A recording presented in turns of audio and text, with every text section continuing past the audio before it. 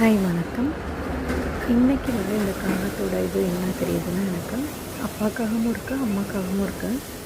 அப்பாக்காக அம்மா காகத்துக்கிட்ட ஏதோ சம்திங் அந்த முட்டையோட வளர்ச்சி எப்போ அது வெளியில் வரும் அப்படிங்கிறத பற்றி பேசுவாங்க போல இருக்குது. கொஞ்ச நேரத்தில் இறை தேட போயிடுது.